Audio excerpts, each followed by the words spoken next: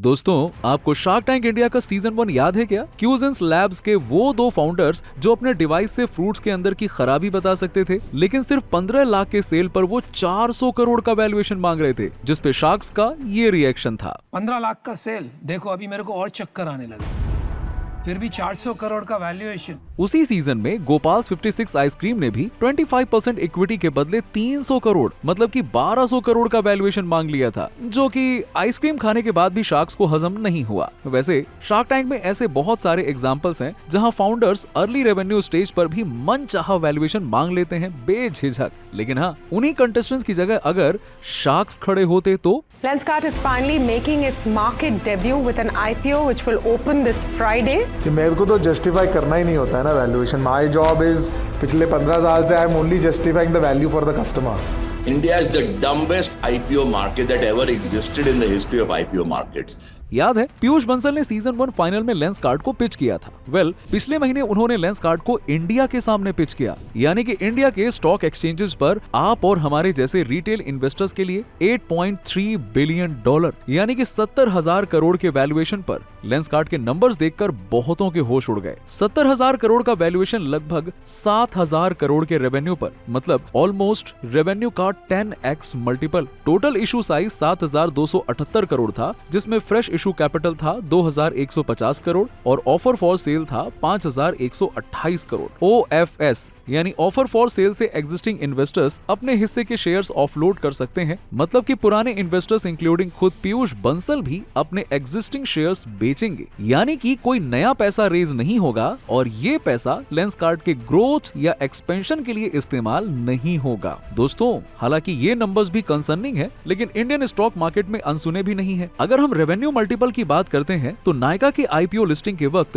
21x का multiple था और पेटीएम का तो क्या ही कहना 49x का मल्टीपल था। अगर कोई कहे OFS यानी ऑफर फॉर सेल का पोर्शन ज्यादा है तो इंडिया में मोस्ट IPOs में OFS ज्यादा ही होता है। तो असली रेड फ्लैग कहाँ है? रेड फ्लैग नंबर 1, प्राइवेट से उठाओ, पब्लिक को चिपकाओ। देखिए, कुछ ही महीने पहले जुलाई में IPO के लिए फाइल करने से पहले पीयूष ने लेंसकार्ट के कुछ शेयर्स वापस खरीद लिए। कुल मिलाकर 222 करोड़ के लिए इन्होंने 4.26 करोड़ शेयर्स खरीद लिए, यानी कि एक शेयर का प्राइस उनको पड़ा लगभग ₹52.11। तब कंपनी का वैल्यूएशन भी कुछ $1 बिलियन था, मतलब कि 8,500 करोड़ रुपए। फास्ट फॉरवर्ड टू 3 मंथ्स, यानी कि अक्टूबर में रिटेल इन्वेस्टर को उसी शेयर का दाम अपर प्राइस बैंड पर यानी कि 402 रुपए में मिला और कंपनी का वैल्यूएशन हो गया 70,000 करोड़ रुपए। मतलब कि 3 महीने में ही कंपनी के वैल्यूएशन तो 8x हो गई, लेकिन पब्लिक के लिए उसी सेम शेयर का प्राइस भी 8 गुना ज्यादा हो गया। Red flag number 2, magical profit. ये है इंडियन स्टॉक मार्केट के एस इन्वेस्टर और stock market veteran Shankar Sharma. So Lenskart made one fundamental mistake here, okay? They somehow made a profit appear like a rabbit out of a hat. But the moment you have an earning, you get attached to that earning something called the price to earnings multiple. And that's where the problem lies. Paytm went public when it had no profit. It had a huge loss. Nykaa went public when it was making, I don't know, some 2 crores of, I don't know, some ridiculously low number.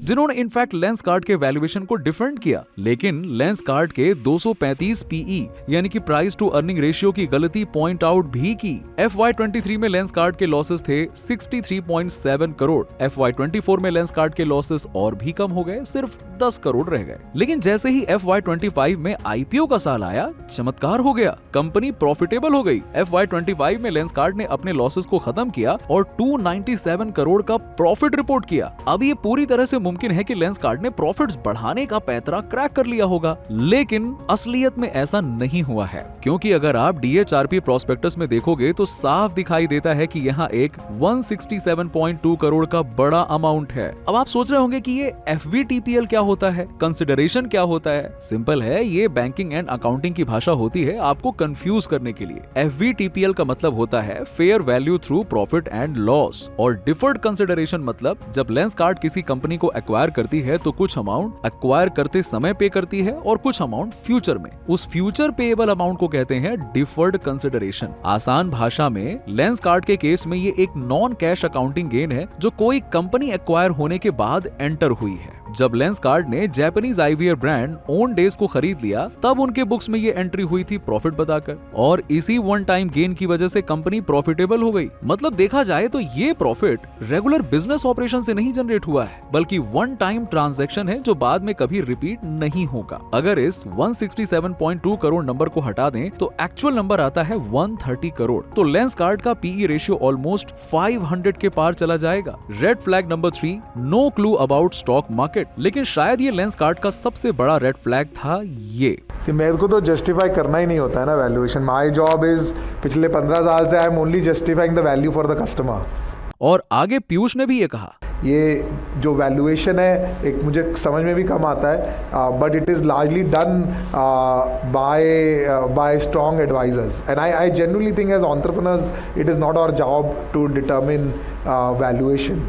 Imagine कीजिए अगर shark tank पर कोई contestant इस तरह से बोलता तो अश्नीर के शब्दों में कहें तो शार्क्स उसकी खटिया खड़ी कर देते। एक फाउंडर और प्रमोटर होने के नाते स्टॉक का प्राइसिंग प्रोडक्ट के प्राइसिंग जितना ही इंपॉर्टेंट होता है। आप ये नहीं बोल सकते कि मेरा काम है चश्मे बेचना और स्टॉक बेचना किसी दूसरे का काम है। ये क्या बात हुई? तो इसका मतलब तो ये हुआ कि शार्क टैंक में इन्वेस्ट करते वक्त पीयूष को वैल्यूएशन के बारे में फाउंडर से पूछना ही नहीं चाहिए। कंटेस्टेंट भी तो यही कहेंगे ना कि उनका काम वैल्यूएशन डिटरमाइन करना नहीं है, उनका काम है प्रोडक्ट देखना। लेकिन उस वक्त तो पीयूष शार्क के तौर पर इन्वेस्टर होते हैं। मतलब जब अपना पैसा लगाने की बारी आए तो शार्क जाग उठता है, लेकिन जब पब्लिक का पैसा हो तो वैल्यूएशन के बारे में कोई आइडिया ही नहीं होता है। हिपोक्रेसी की भी सीमा होती है।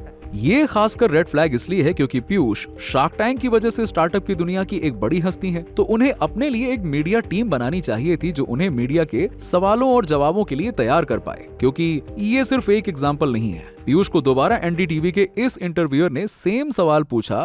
You are offered at a little over 230 times price to earnings, nearly 10.5 times sales.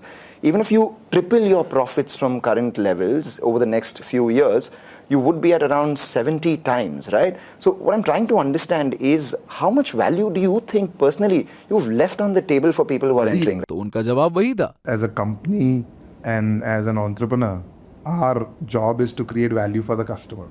Yeah. Right? And now increasingly shareholder as well. Yes.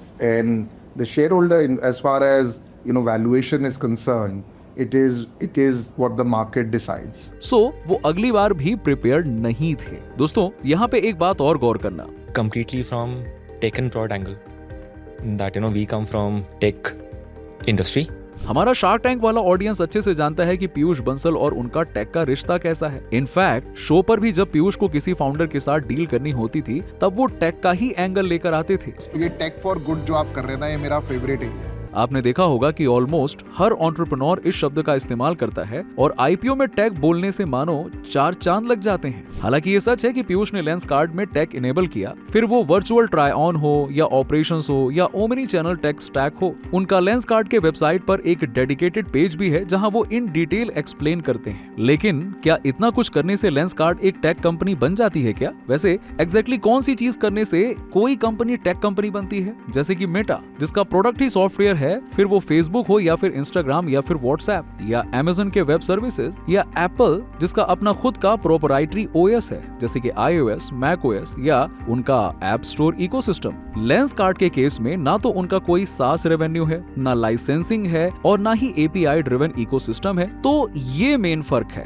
Tech companies अपनी खुद की टेक्नोलॉजी को मोनेटाइज करती हैं, जबकि लेंसकार्ट टेक्नोलॉजी का इस्तेमाल करके आईवीआर को मोनेटाइज करता है। एट बेस्ट लेंसकार्ट एक टेक इनेबल्ड कंपनी है, टेक कंपनी नहीं है। हाँ, आगे फ्यूचर में जरूर ऐसा हो सकता है कि लेंसकार्ट एक टेक कंपनी बने, लेकिन फिलहाल तो ऐसा नहीं है। इस टेक वर्ड का मोस्टली इस्तेमाल होता है ताकि अपने वैल्यूएशंस और long term potential future growth को जस्टिफाई कर सकें। तो दोस्तों आज के लिए इतना ही। अब इनमें से कौन सही है और कौन गलत, क्योंकि लेंसकार्ट कोई इलीगल काम तो नहीं कर रही है। जो है सब उनके प्रोस्पेक्टस में मेंशन्ड है, जो हो रहा है वो भी लीगल तरीके से और सेबी की अनुमति से ही हो रहा है। रिटेल इन्वेस्टर्स पर कोई जोर जबरदस्ती नहीं है कि वो इन्वेस्ट करें ही करें, अपनी मर्जी है, जिसको करना है करें, जिसको नहीं करना है नहीं करें। और जो पुराने इन्वेस्टर्स ऑफलोड कर रहे हैं उन्होंने भी तो इतने साल सपोर्ट किया, तो उनका पैसा कमाना भी जायज है। तो ये डिसीजन भी आप पर छोड़ते हैं, क्योंकि आखिरकार डिसीजन भी आपको ही लेना है। हमें कमेंट में जरूर बताना कि आपको वीडियो कैसा लगा। मिलते हैं नेक्स्ट वीडियो में।